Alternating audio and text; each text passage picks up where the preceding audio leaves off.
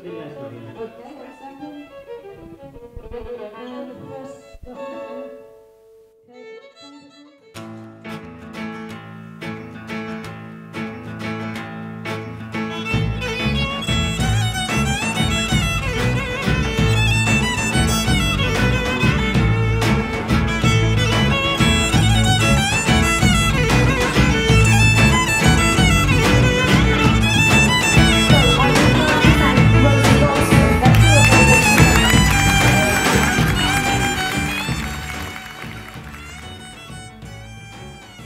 Okay, Greek economic crisis turned very quickly into a social catastrophe, and we've never had one of those in modern Europe. We've never seen a country not just experience a collapse in output, which it did, and a massive rise in unemployment, which it did, but the breakdown of a lot of social mechanisms, above all because Greece is a country that went through World War II, went through the 60s in a quite unmodernized way, was, even though it's massively urban, quite a rural culture.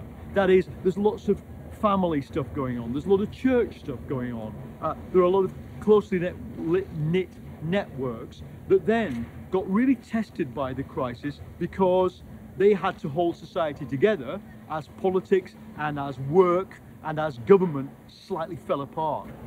Look, as a journalist covering Greece, I started in 2010 at Davos in January 2010, watching Papandreou and Papakonstantinou, the Prime Minister and Finance Minister, basically spin out of control as the country's finances collapsed. At that point, I started saying to my bosses, look, something amazing is going to happen in Greece.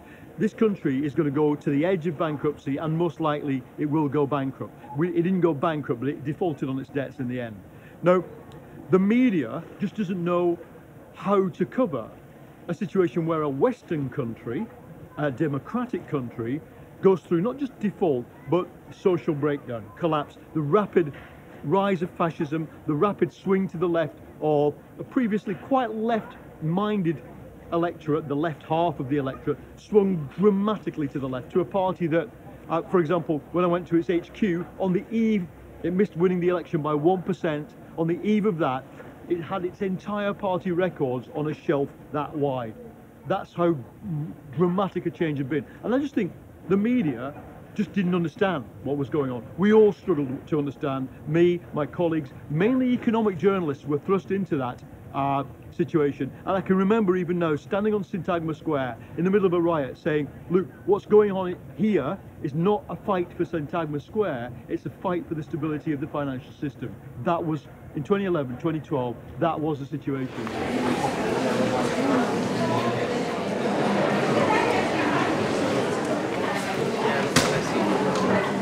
Welcome back to those who've been here already for the fictions this afternoon, and welcome, though, to the new recruits to Greece is the Word. My name is Rosie Goldsmith, and I'm a journalist. One of the things I wanted to do with this day of Greek events here at the Southbank Centre is to include an element of current affairs. I'm a current affairs journalist, and one of the other things I wanted to do was to make sure that the person who presented this particular part of the day was Paul Mason. Paul then went and left the BBC after I said, please, Paul, come, be a colleague. We were both at the BBC. But he's joined Channel 4.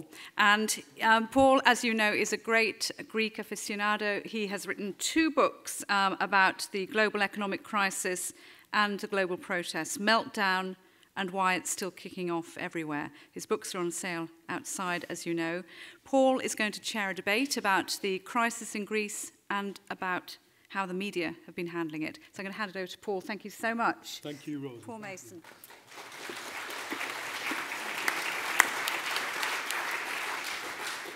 Okay, so that's me introduced. The title of this session is Media Myths, but what we're going to be talking about is what happened in the Greek crisis, what its implications are, how the international media and international civil society has responded to it, what we think about the Greek media and the Greek reaction, the Greek narrative about its own plight, and where it goes. And that's a lot to cover in an hour. There won't be a Q&A, but there'll be a lot of Q&Aing and discussion going on between my guests, who I'll now introduce.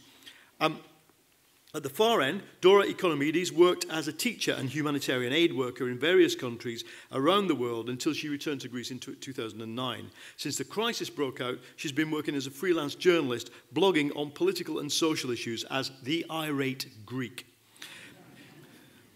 Writer and broadcaster Maria Margaronis has covered the Greek crisis for The Nation, where she's the London correspondent, The Guardian, the BBC, and numerous other publications. She's a faculty research fellow in modern Greek at Oxford. Professor Michael Jacobides holds the Sir Donald Gordon Chair for Entrepreneurship and Innovation at the London Business School. He's written for, as well as numerous prestigious journals, Harvard Business Review and the FT. His contacts in the world of business and politics have given him a ringside seat, sometimes I think closer than ringside, for the Greek government's attempts to turn the country around. He's currently leading the Redesign Greece initiative. So please join me in welcoming our guests. Give them a round of applause, is what I mean. And I hope we do bring light and heat to the subject. There will be arguing. I'm just hoping they won't argue in Greek, because if that happens, I will only be able to understand one word, and that's not the word you want to be translating in the Purcell room.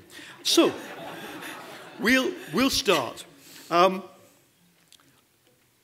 want to start by setting the scene. What happened? I was in Davos in January 2010, and instead of the various luminaries that one thought would be attracting the media scrummage, there was a media scrummage around two very bewildered-looking men, who I actually didn't recognize one of them. One was Papandreou, the Prime Minister. The other is Papakonstantinou, the Finance Minister. And it was like two rabbits in the headlights. We just didn't know how strong those headlights were and how big a truck was coming down the road to get them. Not long after that, the crisis officially began. We all began to worry about Greece defaulting on its debts because it had discovered a huge black hole in its finances, undiscovered by Eurostat, undiscovered by the previous government, undiscovered by the Greek civil service. I can remember then saying to my bosses on Newsnight, this country is going to go through a 1930s-style crisis. Quite a hard thing to say in 2010 because everybody thought the recovery was underway globally. And it did. And my next strong memory of Greece is being on Syntagma Square. Well, they merge into one, to be honest, amid the social upheaval that then took place as people tried to oppose the various bailout deals, as we should call them. But let me go along the line and start with you, Dora, maybe, and say, can you give us a potted summary of what you think has happened to your country? I would say that we always think of the Greek crisis as an economic and financial crisis, and that I believe that we are wrong to think that. This is above and everything else a political crisis. It's a crisis of a political system that is not able to serve the country. It is not able to operate. And unfortunately, because of the global economic and financial context and the specific context in Greece, it has evolved into something that is extremely worrying, namely the fact that fascism has become mainstream in Greece 4 years on. And when I say that fascism has become mainstream, I'm not talking about Golden Dawn. Everybody knows about Golden Dawn. I mean, I'm sure that it's been all over the news recently when some of the leaders were arrested. However, the problem is that this sort of authoritarian approach to power, of xenophobia, of sexism, nationalism, aggressive nationalism, has permeated very much every aspect of Greek political life.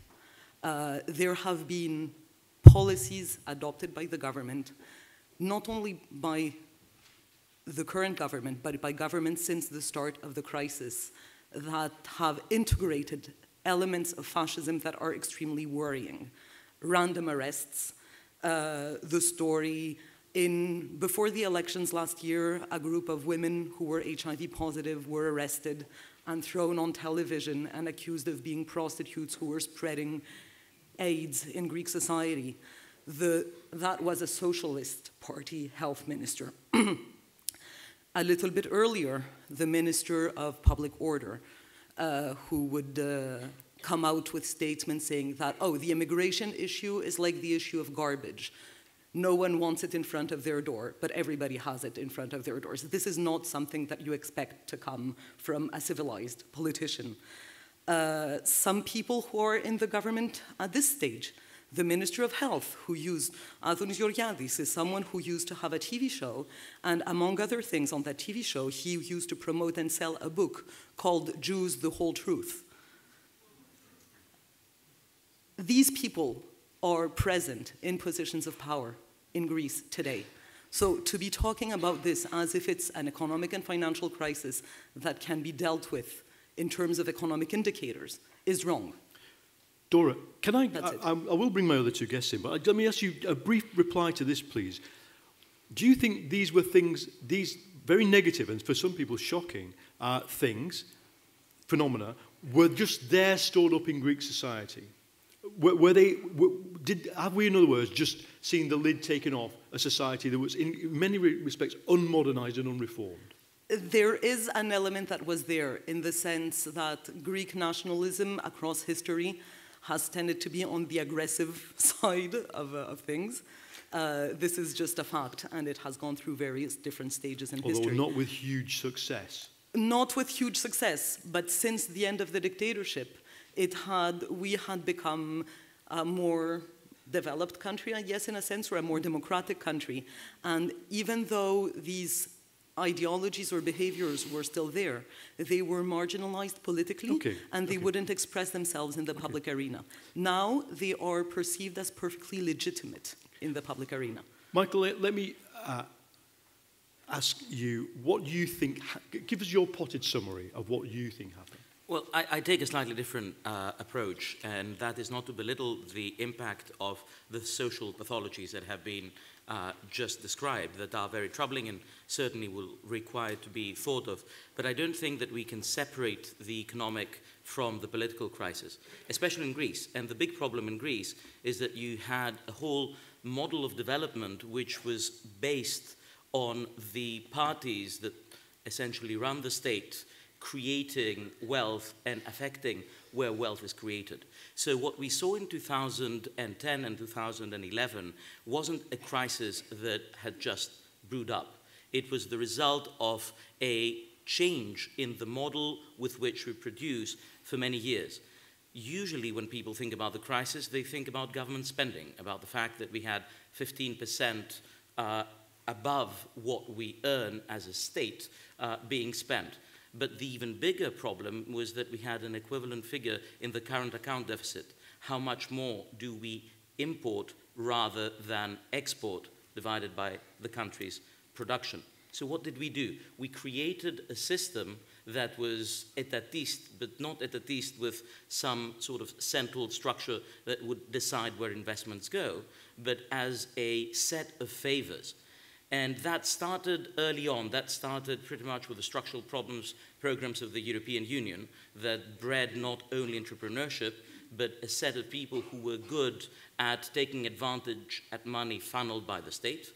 Then with the euro came lower interest rates and the possibility of borrowing easily. And as a result, various parties, and of course they were not all exactly the same, but we did have a huge increase in that. So we created an economic system that could not be sustained, which was anchored in a political system that was getting increasingly less accountable to society at large. And at some stage, you know, all parties end with a bad hangover, and we're still living the results of that bad hangover. And that can't change immediately. So it's a very difficult set of issues that we have tackled. I'll bring you in a minute, Maria, but let me ask you a supplementary question then, because I think the critique you've outlined there is one I've heard from politicians and economists on all sides of Greek society.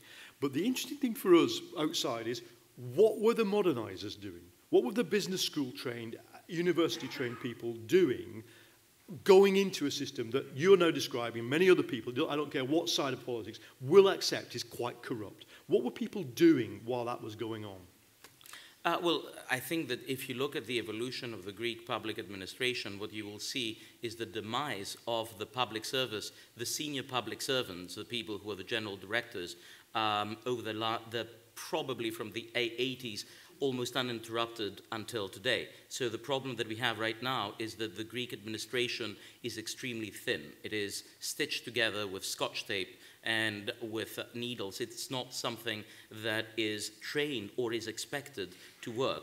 What you did have, and that varied depending on the government, is that you had some people that would come and importantly go with each government, who are the advisors of the ministers trying to fix things here and there. We had some, and I think that what you saw was an effort to fix the macroeconomics of Greece just before and with the objective of entering into the euro.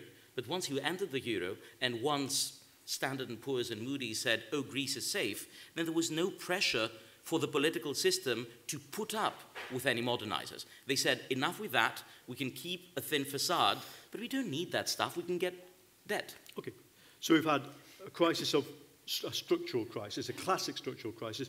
You've framed the debate as a political crisis, and one in which you think the latent fascism in civil society is there. Maria, what about you? What do you think is going on? Well, I agree pretty much with both of these views, but I would add to that that it's also very much a social and personal and psychological crisis. That what's happened is that the narrative people had about their lives, what had happened in the past, what they could expect in the future, has collapsed in a big way, and that this has been catastrophic, really, for all classes in Greek society. But before we talk more about that, I want to go back to what you said about when the crisis began. That's when the crisis hit the Western media big time. But the crisis, I mean, you could say it began in 1832, you know, when the Greek state was founded. It's never functioned properly, let's face it.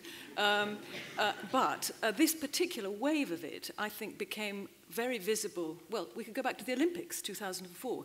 Vast spending. Remember all those stories, Greece won't make it, it's not going to work. And then we had this triumphal Olympic Games, you know, where, like Phidippides, who ran for a marathon and collapsed, you know, the runner died afterwards, if the runner is Greece.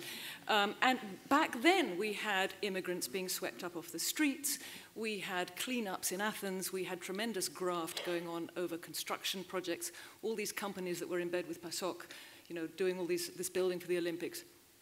That was a real warning sign. 2007, we have the fires, the summer forest fires, and the Nea Demokratia government's absolute inability to deal with them, to respond, to put the fires out. And after that, an election called quite hastily. 2008, Lehman Brothers.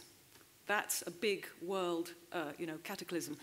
And I think the fact that in December 2008, Alexis Grigoropoulos, the 15-year-old boy, was shot and killed in Exarchia by a policeman, kicking off days and weeks of rioting by young people, kind of set off alarm bells. The idea that, wait a minute, Greece is not okay. Greece is a failed state, or it may become a failed state. So that then the ratings agencies started to circle. The first downgrade was off the back of the December events. Exactly. So that's when the financial speculators started to circle, and that's when the, you know, the public crisis began. Let me ask you then, what is the effect? You mentioned at the beginning of your remarks, it's a personal and psychological crisis. What is the typical effect on people?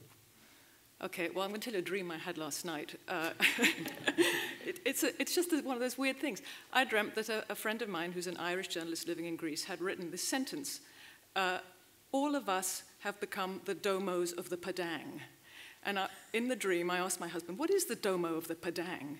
And he said, oh, don't you know, it's an anthropological term. It means the person who becomes sick by trying to metabolize the sufferings of his tribe. And I think when I've watched my friends and family in Greece go through this, it began with a lot of kind of fascinated anger and analysis. What's going on? What's happening? We'll come to the media in a minute, but there's been this terrorism, you know, coming from the Greek television all the time. We're about to default. We're not about to default. It's going to be, taxes are going up. Taxes are not going up. Then there was rage. Then there was depression. And now there's a kind of numbness. And, you know, people's lives have changed radically, dramatically. In the sort of working class, the middle class, disaster. People are living on tiny pensions. People are struggling in every possible way. And people can see no future. So you have a society that is in a state of meltdown, although there are also lots of interesting initiatives going on and efforts which we should talk about also. We will. Now, what we're going to look at next is the way the international media has covered it. Or we can broaden it, the international community. Let me just start by a personal recollection. I think it was in June 2011, during one of the many potential default crises on Syntagma, on Syntagma Square, the main square of Greece, of Athens, where we were trying to film not the most violent of any of the protests I've been on. And it always strikes me that this guy turned around, and in addition, whenever you are an English journalist, there is, for some reason, which we will maybe come to, an immediate assumption that you're a Zionist, which is what they mean is that you're a Jew. So we're surrounded by people who were on at that, but I'm used to that. What I wasn't used to was somebody putting their hand over my camera, and my cameraman says, "Look, don't you want us to tell your story?" And this guy said, "No, it's just too late for that." Now, I know many of us have had that problem.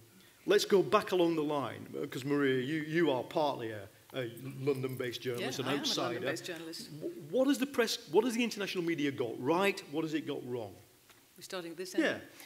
Okay, well, the first thing I think that happened was that Greece became Greeks, rather than Greece, became the scapegoat for an international crisis of economy and finance, so that we had all these stories about the corrupt Greeks, the lazy Greeks, the skiving Greeks who don't pay their taxes, who retire at 52, who, which was deeply humiliating for people in Greece. And the apotheosis of this was that Channel 4 series, Go Greek for a Week. I don't know if anyone here saw it. It was really horrifying. It had British people supposedly pretending to live like Greeks by not paying their taxes. They had a hairdresser who decided she was going to retire at 53.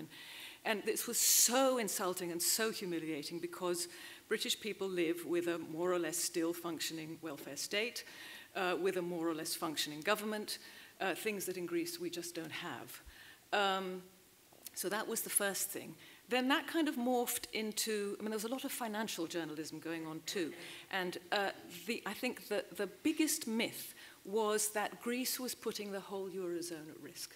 I think that this was a very important political myth that was used to enforce unacceptable measures in Greece. The idea that if we don't do this, Greece will have to default and the whole Eurozone will collapse. And that has never really been properly challenged. The idea that Greece was the weakest link, that it was going to break and the system was going to collapse. Then we got the propaganda of the sort of image of the suffering Greek, the poor Greek, looking for handouts and all of this, which was another sort of humiliation for people in Greece. And what we didn't have was a sense of history. Why has this happened? Where has this come from?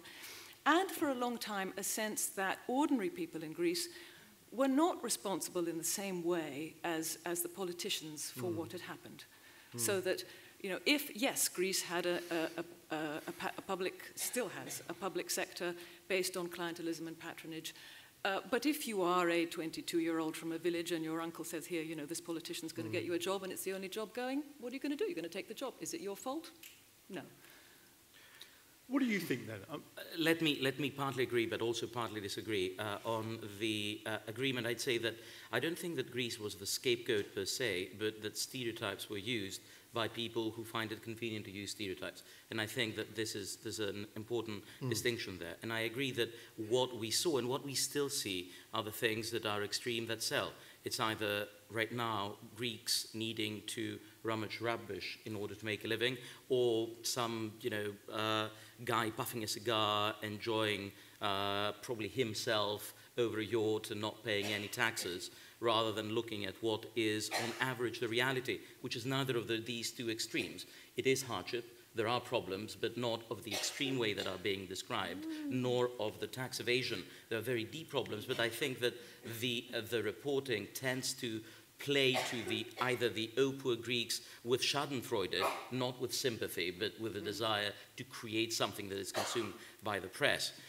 So this exists not necessarily because someone wants a scapegoat, but because press has its own rationale for making stories and selling stories. It's what you would expect. The second thing, though, and there I would disagree professionally, if I may, is the fact that it's all been something that, the problems with the Greek debt were not that consequential, and they were politically used. I frankly think that that is inconsistent with what we do know about what happened in the crisis. It's not that I think they were, inconsequential. It's that I think they could have been solved in a very different way, given that Greece is only 3% respectfully, of I think GDP. I think that's just wrong. We did not have, and the problem that emerged and is starting now to emerge through indirect accounts, which are consistent with what was happening at the time, is that people had no idea of how to sort out the problem. Now, of course, Greece played its hand remarkably poorly. That is, we did not push, but that was Greece's fault, that we could not and did not push when we saw the problem, not to simply finance ourselves in order to get out of that, but try to address it not as a liquidity, but as a solvency problem. So that was an issue. But at that time, international decision makers did not know how to deal with this on the global level. We had no template. So it was not as easy, and I don't think there was any guiding hands. People at the highest levels of, the fund, the US, wherever, were really at a loss on how to deal with it. The solution that was found was a solution that was very painful for Greece. Greece did not have any real part in shaping it, but it isn't that we had a menu of options available out of which we did not take some. That's just wrong. Dora, the original question was about the international perception, but I can see you dying to get into this debate. So what do you think? Well, I'm going to agree with what Michael just said, that apparently, yes, international leaders had no clue about how to deal with this crisis, and they just proved how totally incompetent they are, and they proved that they should not be international leaders. What do you think specifically? However, what do you now, think more generally, there are some things that I would like to add on what Maria said, and Michael as well. The fact that we were presented as the lazy Greeks. There were stereotypes. There were also outright lies. The fact, and those were used not only by the media, but also by political leaders. When Nicolas Sarkozy comes out and says that, oh, all Greeks are civil servants, and Greece has this bloated civil service, well, the French civil service is much bigger than the Greek civil service, and you can check that on the OECD website. So there was an element of clearly propaganda and false information circulating. I also agree with Maria that there was a lot at one point, this focus on, these horror stories of people who don't have food, and, which is true. There is this situation in Greece. However, the fact that we never addressed the context of this, of how Greek society operates, the role of the extended family. The reason there are people going hungry in Greece right now is that the extended family safety net cannot operate anymore because the crisis is so deep. We never had a proper welfare state in Greece. This you will never see on the news. You will never hear stories of how grandparents are giving away all their pension to their grandchildren so that they can continue studying in a university in Yanina when the grandparents live in Crete. This you will never know, and there are these fantastic solidarity stories that don't make it up there. One last thing. One aspect that never makes it to the media, which is part of the horror story, what I call the horror stories, is Golden Dawn. Golden Dawn is all over the news. Golden Dawn is the bad guys, the neo-Nazis, they're stabbing people in the street, and it's true. Everything you hear about Golden Dawn is true, and reality is worse. However, there is, I'm getting back to it, the fact that some people have legitimized Golden Dawn. And when I hear that the center-right government of Greece is doing what it can to stop far-right Golden Dawn, what center-right government of the world has a health minister that used to sell a book called Jews, the Whole Truth? Okay. I want to, because it's a question in my mind, so it must be in the mind of the audience. Just answer me if you can in one sentence, 2 sentences. What would you have done at the moment where, what would you have done different at the moment where they had to take the first bailout and accept the memorandum and take the, take the austerity package? Could Greece have done anything different, Michael? Well, as I said, the first thing is how the memorandum was structured, and especially the first PSI, a story that's not told, which is simply horrific. So this is the first private sector? The first, yes, the one that was not implemented. We had the first PSI and then the second PSI. What is the problem, briefly? The problem is that we agreed to be financed for about 2 years before we restructured. All the debt that was financed from the time that we did that to the time that we restructured in last March is debt that belongs to the official sector, governments, ECB, IMF. This cannot be legally restructured. Hasn't been generally, and there's a big problem. To take it out of economic language, you can't default on it. You cannot default on that without, there is no legal way of defaulting it. You can do it only if you are a pariah state. And that is a very important problem that we put ourselves in at that time. But that's not the most important issue. The most important issue is that the structural reforms, what do we mean by that? Rationalizing, not just cutting the expenses, but rationalizing the public service. Doing things that we should have done forever. Having bookkeeping in hospitals. Being able to know how many employees we have. All these things are only now and very belatedly start to be implemented. What could we have done? Rather than muck about, continue exactly what we had, and simply pay money, we could have started restructuring the economy. And what has happened is that we have wasted 3 years doing almost nothing. If you ask civil servants, what has changed in their lives? In which way have they been pushed to rationalize their own bit of the civil servants? You will see that extremely little had happened. So I think that the biggest difference could have been made if Greeks, not the international community, Greeks, the politicians, were a smidgen more reasonable and more honest in terms of the reforms. Maria, let me bring you in. Yeah, I agree. I think that at the beginning of the crisis, there was this split in Greece between people who thought it's all our fault and people who thought it's all their fault. And for some reason, it was very difficult for people to see it's both. So I agree, the memorandum was applied in the worst way possible, that is horizontal cuts, but no structural reform. But at the same time, I mean, when you ask directions in New England, they say, well, I wouldn't start from here. And, you wouldn't want to start from where you had to start from. But I think it would have been good if Europe's leaders had seen from the start that this was a systemic European crisis and thought about ways to address it at a European level, whether through Eurobonds or some other. I think, obviously, Trichet is gone. European Central Bank it did not sort of surpass itself in that period. I mean, we know, I was there at the G20 summit when I met somebody who'd just come out of the room who said Sarkozy took Papandreou by the lapel and shook him. Okay? So this is where we got to. I don't think there was a lot of sort of solidarity towards Greece coming from the international community. But what would you have done then, Dora? Because the left in Greece had said some said default, some said basically reject the memorandum. What would you have done? Well, I don't know what I would have done in terms of economics, because that's really not my field of expertise, and there are people who are much more competent than me to talk about that. What I would certainly think we should have done differently is there's an issue of democratic legitimacy to what happened.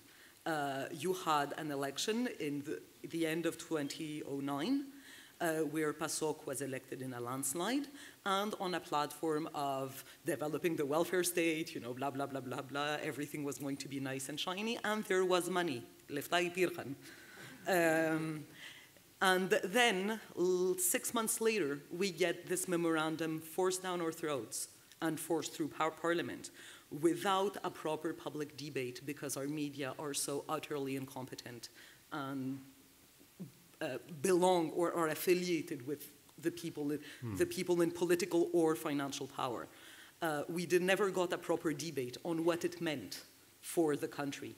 And we never got a proper debate at the political level either. It was either you're with us, you support the memorandum because this is going to save the country, or you're against us and you're bad guys. And you want to destroy the country and take us back to the drachma. This is not a democratic debate. And there should have been a proper popular consultation, not to say a new election, after a healthy public debate before any of this happened. Let me tell you a war story from that period. I think this happened to more than one journalist. We'd come across a younger generation of politicians and advisors and civil servants, and who were politicians. And one of them said to me, and they were not the only one to put this kind of feeling across, look, I have to go to a party event later. I won't tell you which party. But basically, the idea was, look, I'm a kind of Western-trained person. You know, I've been to university. And when I go to these parties, it's like that party in Godfather 2. Okay? It's like, except they haven't got as far as Michael Corleone has down the road of legitimizing the money. That is the problem. No, am I right? Am I right? Because, in other words, that's not a Greek thing, it's not an international thing. It's that the international economy has colluded with a bunch of people who, frankly, have not got as far down the route of legitimacy as the Corleones did. And some of them were leading parties, correct? That's my assessment. What do you think, Mike? Am I too harsh? I don't think you're too harsh, but I think that you're wrong in one thing, and seriously wrong. It's not the international economy. It is the Greek civic society. Yeah. It is the Greek political system that has colluded to that. And what we have created, and if you think about some of the discussions that are here today, for instance, people are speaking about what our options are. What you will see is that there are a few strong families in Greece. And if you look at the current roast of the Greek oligarchs, you will see that they have made most of their money directly or indirectly related with public procurement. And I think that that goes to prove the point. And my concern is that not only from all parties, especially from the left, the protectionist policies that you hear will ultimately lead to a Colombian structure whereby you have even stronger families and the state that either gives them money or is supported by them. So the problem comes to us understanding what the crisis is, and I hope that that will take us to the role of the media, because I think that the Western media will be faulted for what media should be faulted, which is that usually it focuses on what sells stories. But I think that the big problem is that Greek media has created a perception of the crisis that bears so little resemblance to the data on the ground that is shocking. And part of the reason for that is that media also depends and belongs to a similar spectrum of financial interests. Okay, Dora, you come back, and then I'm going to ask Maria to give us the first, give us a little bit of an I'll warn you, a little bit of an overview of the Greek media for those of us who are not lucky enough to be able to consume it. Dora should Go do on, that, you start then, but you wanted to come in on that issue. I wanted to comment. I mean, I agree with Michael that there is a real issue within Greek society, the Greek elite, the Greek oligarchy, and all this is absolutely true. However, they're not alone. They're really not alone. One of the biggest scandals we had in Greece these last years was the scandal involving Siemens, which is a German company. Another very big scandal we had was about submarines, the nuclear submarines that we bought from Germany. We bought 4, we got 1. The one we got was listing. It was going around in circles. We took it for repairs. Basically, yeah, we paid 10 times over those nuclear submarines, and they don't work. And we got them from a German company. Now, I cannot believe that the German government is not aware of the fact that nuclear submarines made in Germany are being sold to other countries. It just doesn't make sense that they wouldn't know that. So there is an element of collusion, of financial and economic factors that are outside of Greece. Another example, and I'm going to get to what you were saying about the media, is the issue of gold mining in northern Greece. There is this big plan by a Canadian company together with this Greek oligarch to create an open pit gold mine in a tiny area of northern Greece called Chalkidiki. It's a mountain area. Of course, once an open pit gold mine gets there, the area is going to be totally destroyed environmentally. The contract that the company has with the Greek government is such that the Greek state is not going to earn a single euro, of course, from all this. They won't get royalties for the land. They won't get anything. And this is a Canadian company, 95% Canadian, 5% Greek. 5% Greek is Mr. Bobolas, and Mr. Bobolas also happens to own 70% of Mega Channel, which is the biggest private TV station in Greece. When a demonstration happens in Chalkidiki, it always goes bad. People get beaten by the police, people get arrested, and then Mega Channel tells you that the terrorists are trying to prevent investment from happening in our country. Totally different from the UK media, of course. Maria, what do you think? Look, you know, for people like me who kind of can't speak the language, I can only realise when a headline is sort of that big and it's you know next to a woman who looks like she's a drug user, it's probably saying something bad about her. Yeah. But you've got a better handle on it. Give us your view of the way they've I'm going to get some of this wrong because I don't live in Greece. So I come and go, and in the course of the last few years, as I've been trying to get, I've learned a lot about Greece that I didn't know before. But here's my sense of the Greek media. First of all, there is, you know, most newspapers and television channels are owned by the same oligarchs who are hand in hand with members of the government, both main parties. PASOK is now almost dead, but certainly Nea Demokratia. So, and there isn't a notion of objective journalism. Kathimerini, the main newspaper, purports to be objective and is, in some respects, you know, more professional. But it is also very much a government organ. And journalists have tended to work by rewriting press releases, which is really very depressing. I've been involved in reporting stories in Greece which were sort of not difficult to find, really not difficult to find at all. You just had to talk to people and look at the blogs and the Twitter sphere, but which no Greek journalists seemed to think were at all interesting or important until they were reported outside. So well, let me just interject, because you are the person who reported first in The Guardian on the alleged torture of the anti-fascist protesters by police who are allegedly shouting at them, "You are screwed now because we all support Golden Dawn." Yes. And until you'd done that and got the pictures... Lots of people knew about it in Athens. I mean, how did I hear about it? I was reporting a feature on Golden Dawn and people told me about it, so I went to find out. But why did no Greek journalists do that? You know, why wasn't anyone else in that courtroom, you know, talking to the people who said they'd been tortured? Michael, what do people say in your world, the world you move in, which is close to centres of power, close to businesses who are not oligarchs, like so, you know, the more modernised sector? What do they think about? Because you have to have a media to have a democracy. What do they think about what's been happening? Well, I mean, there's two separate things. The first is what is the perception of where things are now, and the second thing is where are we with the media. I think that the biggest problem in terms of the media, and I think that there is some differentiation within Greece, is that there isn't as much, or rather, that some of the media are still pushing on lines that appear to be, you know, lines, quite literally lines, that may not relate to real options. My biggest concern is the intersection between media and politics, and I think that the biggest problem that we have right now, and I think I'm probably echoing, as I'm also only occasionally toing and froing rather than being in Greece, is the fact that you have this absurd split between the pro and against memorandum, which doesn't make any sense on two counts. First, you know, you will need some financial support, so there are some parameters within which you have to act. And second, the way that you implement, the way that you sort healthcare, education, the social needs in a period of extreme crisis, all these things should be debated on an item-by-item basis. The paucity of any proposals by parties to say, how will we deal with this issue?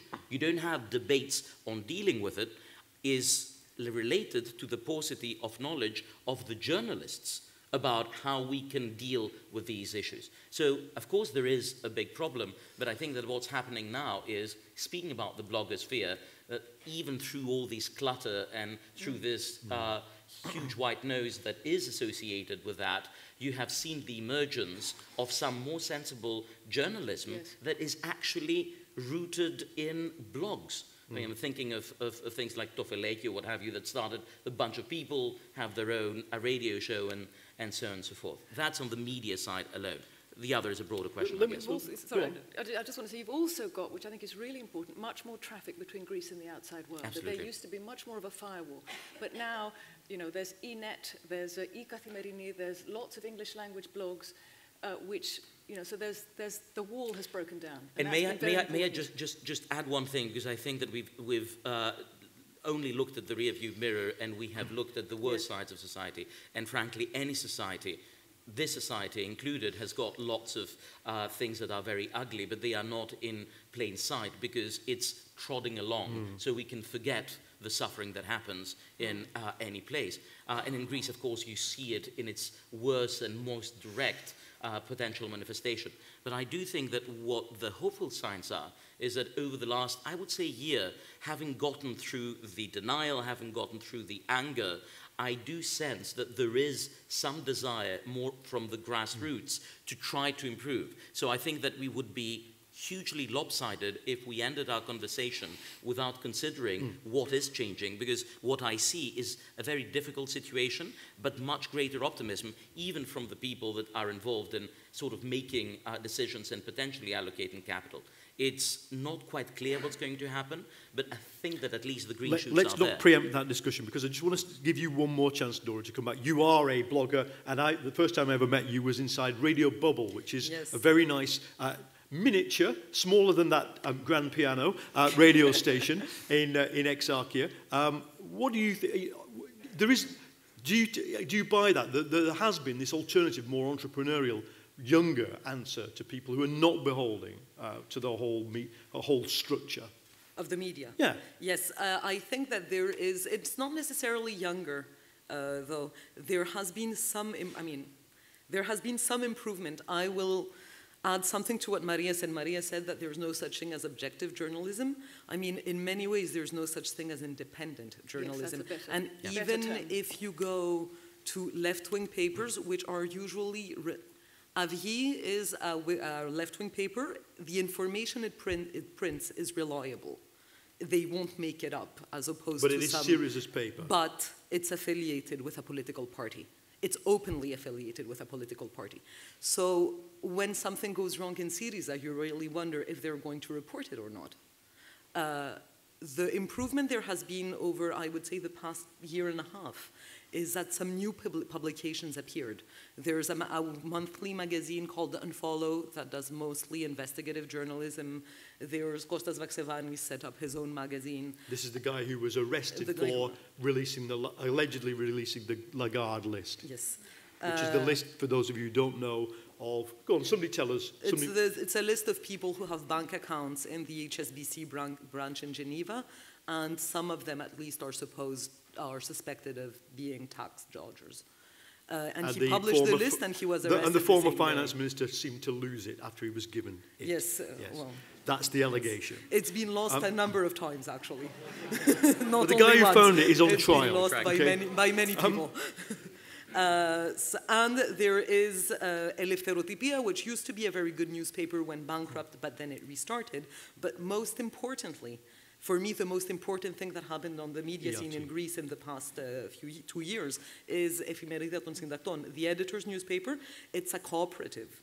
It's owned by its own journalists. And it is, in terms of daily newspapers, it is the only truly independent newspaper. And let me just interrupt, because you were the only one of us, I think, who was there when ERT was first closed and then revived. It's still going.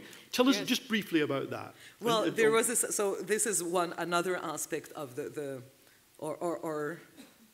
Greece walking away from democracy, when the government decided one nice day that they should close down the public broadcaster, which they decided at 2 p.m. and implemented. No, they decided at 6 p.m. and implemented at midnight. They shut down the TV, the radio, the magazines that went with it, the orchestras. We had one symphony orchestra in Greece. Now, officially, we don't have it anymore. We do still have a symphony orchestra, but that's okay. It's officially the only symphony orchestra was ERT. Okay. But, so look, let me fast forward. It was then occupied by its own people. It's been occupied by its staff. And now, because this is Greece in 2013, of course, this fantastic thing happens that on 11 June at midnight, ERT stopped broadcasting. But as of today, 19 October, 20 past 6 p.m. London time, ERT is still broadcasting. Let me throw forward. Because the staff are occupying the premises, they managed to keep a live stream going, they managed to get some transmitters up, they're broadcasting analog in most of Greece, they're even broadcasting digitally in some places, and you can watch ERT everywhere in the world. And of course, since they stopped being the public broadcaster, their reporting has become a lot more independent and a lot more interesting. But does this quite speak to Michael's point in a way? Because isn't the problem whatever you think about it, the left state, the right state, the state seem to suppress a lot of the forces, whether you call them entrepreneurship, because setting up Radio Bubble is an act of entrepreneurship. Putting graffiti on a wall is a kind of an act of entrepreneurship. I mean, it takes a long time to make one of those stencils. You'll see tonight in one of in a documentary that we're showing tonight. For those in the business community, you say the answer is entrepreneurship. Sure, isn't the problem, though, that there's this huge weight of... That's precisely right, but let me separate between that and another important dimension, which is, to me, perhaps the most hopeful sign, which is that what Greece lacked was civil society, not just entrepreneurship. And that is an important distinction. I think that what we saw and what was worsened over the last 25 years in Greece is that there was a very limited sense of community.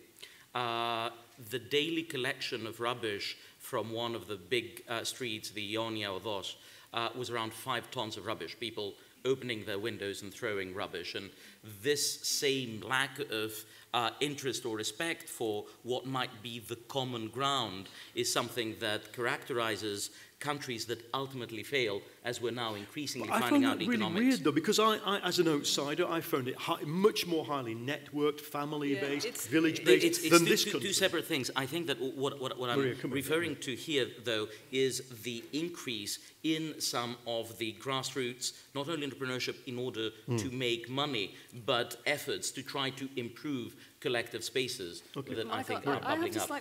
I have to, or at least clarify what you said about sense of community, because there's been a very, very strong sense of community in Greece, but it is local. The loyalty moves out from the family to the village to the immediate. I was speaking about civic society. What there has always been, and there is still, is a profound mistrust of the state. So it's yes, this is my community, my village, you over there, the tax collector, the this, the that, I don't trust you. No, I agree, but what I'm saying is that the more institutionalized efforts, things like Atenistas, for instance, trying to fix up parts of the city, the equivalent idea of neighborhood watches, I think that this is starting to emerge. Absolutely. And this is a very important distinction to allegiances that relate to family, that relate to village, that relate to political party. Okay. Dora, let me just move it on, because we're drawing towards a close. We've got about 10 minutes. Where do you think it's going next? Or where would you like it to go next? What are your big fears? I want you to try and give us a sort of throw forward to this next bit. Well, I would like it to become a more democratic country, which I think is what we desperately need at this stage. We need a country where people's voices can be heard, where their concerns can be addressed, and where being poor doesn't make you an enemy of the state. Because this is what we're living through right now. Being poor means that you cannot pay your taxes, and not being able to pay your taxes makes you an enemy of the state. Being the opposition makes you an enemy of the state. So I would like to have a more democratic country. However, I believe that it's going to get worse before it gets better.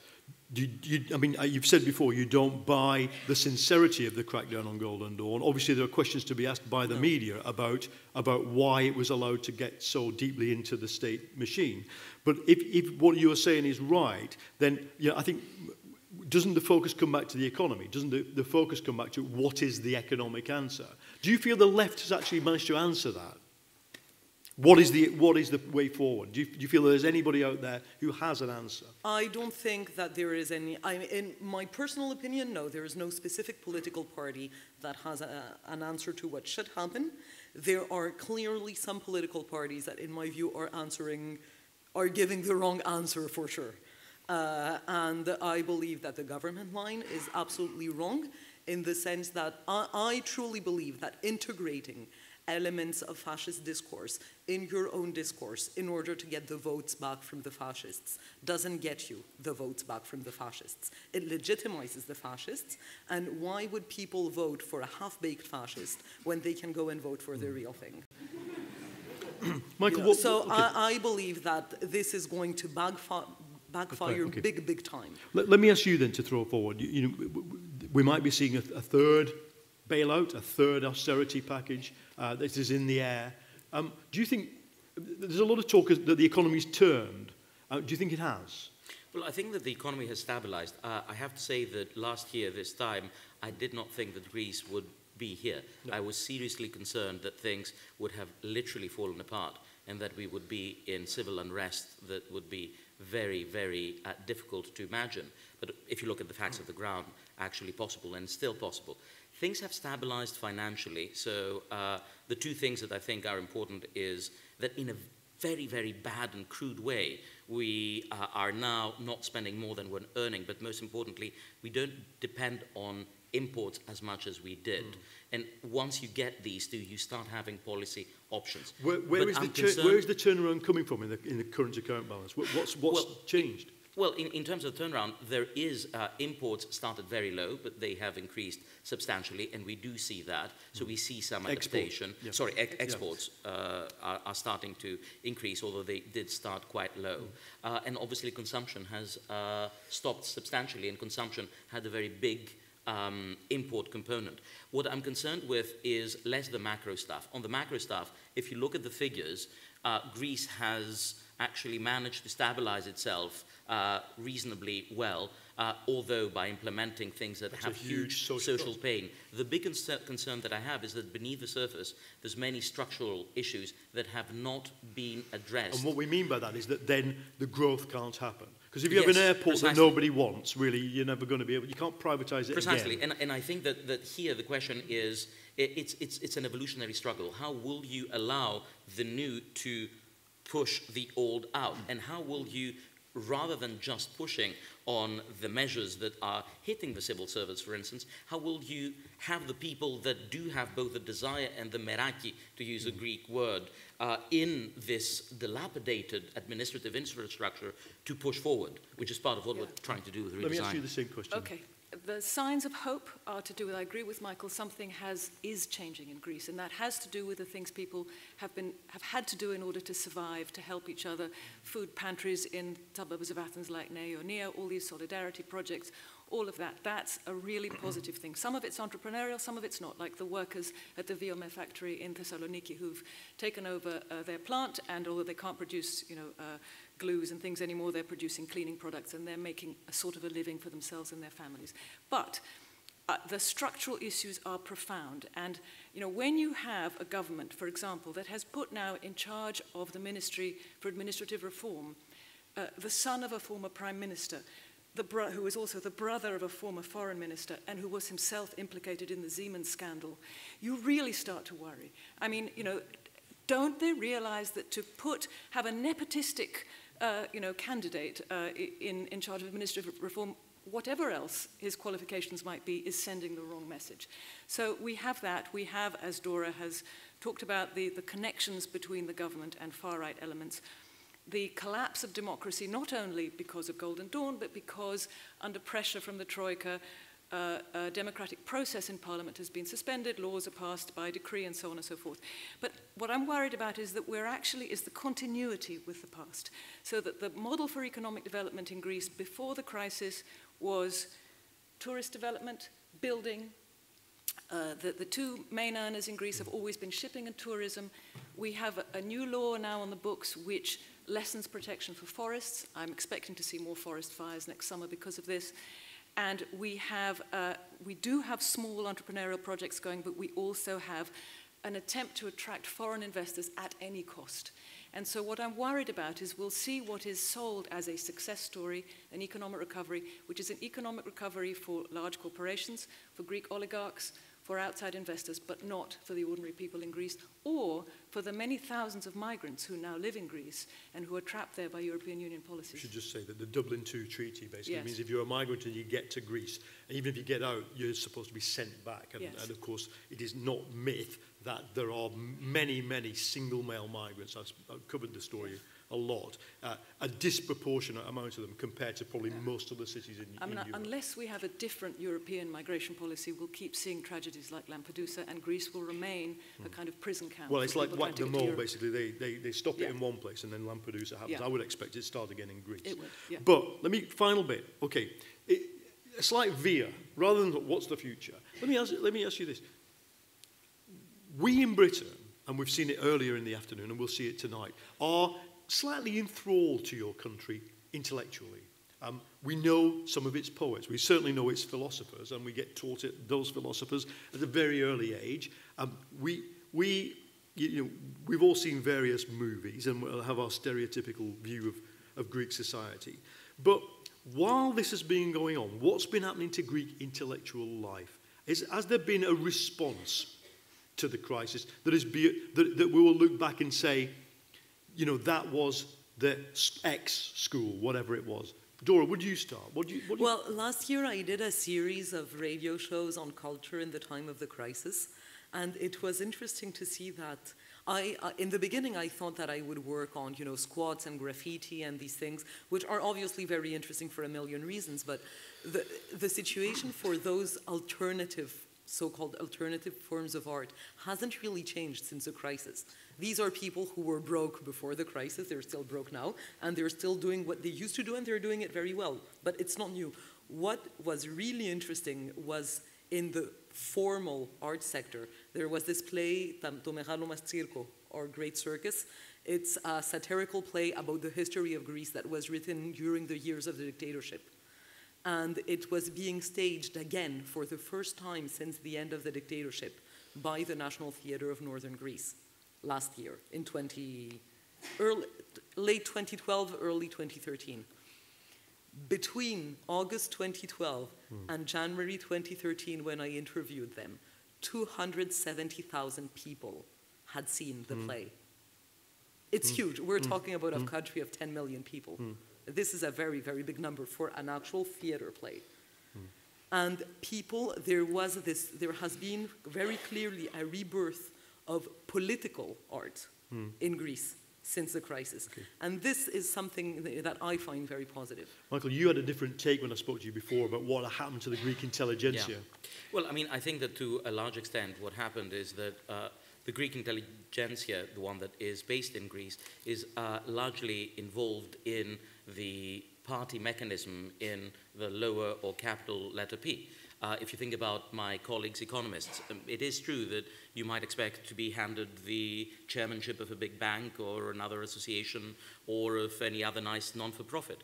One of the things, by the way, that the government has not closed is 1,624, I've seen the list, organizations that exist that had no particular reason, but they still have, even those that don't employ people, paid members of board of directors. So the state hands over nice goodies that enhance the life of people in intellectual life in Greece. What does that mean? Well, that means that perhaps you didn't originally mean to, but you start being a little too cozied up with the local establishment, and you don't want to disappoint some of your friends. And I think that that limits your possibility of being objective. And by the way, since you made a mention about people and how they're used, I might suspend this belief and ask for all ministers, not only the example that you used, to look at what are the outcomes. And the problem that we lack in Greece is the measurement of what people do rather than only who they are or where they're associated from, which would be a wonderful thing if the press started doing a little bit more of. What's happening now, in terms of the second part of your question, I think that not necessarily in the established part of the Greek intelligentsia, but more in terms of what I see bubbling up, there are questions that are starting to be asked on what are the constituent values of society. And for all the pain and suffering that has brought about these questions, that is good, because without the self-doubt and the examination of what's gone wrong, and of course we will all have our own strong views on that, we're not going to be able to go forward. So it's a fragile period, but you know, things might just bubble up. Yeah, we'll give you the last word, because it will be the last word. I think that there is, I agree with both of you really, that in the sense that there has been a new life, intellectual and cultural life in Greece, which is very, very exciting. And some of it, a lot of it is in the cracks, in those sort of, you know, occupied theatre spaces or on the streets or wherever. And that's really heartening to see. But there's also new film, new writing going on, new poetry. I've forgotten what I was going to say. I'm asking, is there a trope? Is there a trope of the crisis that we could identify and say, this is it? You know, it's there across right, across left. I don't think so. I think what people have, it's been like picking up the stone and seeing the creepy crawlies underneath, and then you pick up the next stone and there's more creepy crawlies underneath. It's like Greece has been flayed to the bone, and people are having to face, you know, what we really are. The next big thing that I think has to be faced is history, because we've seen, you know, the old historical tropes of the Civil War and so on, and the dictatorship sort of being recycled in a rather unthinking way. And there are some very exciting projects going on about that too. There's a historian called Ursula Vervegnotti in Kypseli in Athens who's doing an oral history project with people about their history. We have to tell the past differently if we're going to have a different future. Well, on that, it's a great end, and I want to try and wrap up by saying my two penneth on this was I couldn't understand why, having been on Syntagma and been in Exarchia and been on demos, been out into the countryside, why there hadn't been, in fact, a social breakdown and, in fact, an eruption until I went to Skilatico. And there, if you don't know it, there's a lot of people in a lot of spandex hot pants, and they spend a lot of money on fake flower or real flowers, and they throw them at some very good-looking men and women who sing a very popular version of Bazookia. And I kind of did get I did understand at last what it was, that for those young people, what it was that was, and I think, therefore, in other words, coming back to the outsider's view of Greece, I think those of us who have tried to cover it, we're on a voyage of discovery from macroeconomics to dog music. And on that, I will say there will be some very non-doggy music tonight. If you are coming tonight, there's going to be the Cabaret, Crisis Cabaret, hosted by one of the funniest women on earth, Katerina Vrana. And there's going to be Rebetiko, there's going to be a bit of modern Greek documentary making, there's going to be some singing, there's going to be a one-act play, it's going to be everything, but it won't happen unless we stop, get out of here so they can reset the set. Thank you to my guests, thank you to you.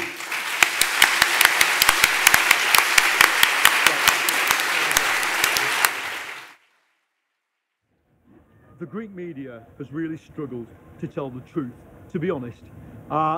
It's been the newspapers largely owned by kind of family concerns, often quite aligned to the existing political parties. They have a particular stance. Whole huge stories happen without being covered. They literally get no coverage in the mainstream newspapers. Then you've got the TV stations. I think a lot of Greek people find it very difficult to take them seriously. However, there is a vibrant Greek alternative media, and I don't mean a kind of anarchist type website. I mean journalists who've been lost their jobs, laid off, gone on short time, gone freelance, have over the 3 years I've been covering this gradually managed to get quite a vibrant alternative voice going. And one of the things we're doing here at the Purcell Room today is to hear from people who've been through that, been through the whole cycle of trying to rebuild a truth-telling media when the mainstream has failed, I think, quite dramatically. Those of us who cover Greece think it'll probably be needing a third bailout, it'll probably need a third austerity package. This is what the IMF, European Union, are pushing right now. If that happens, I think the economics of the situation will be again sorely tested. But my real concern is the social fabric of the country. We know that when crises happen, the Depression in Europe was over by 1933. Economically, it was a recovery. The real hardship was 33 to 36. So we may have 3 to 5 years of further hardship, further breakdown, further social stress to come in Greece. And the worry is, can society take it?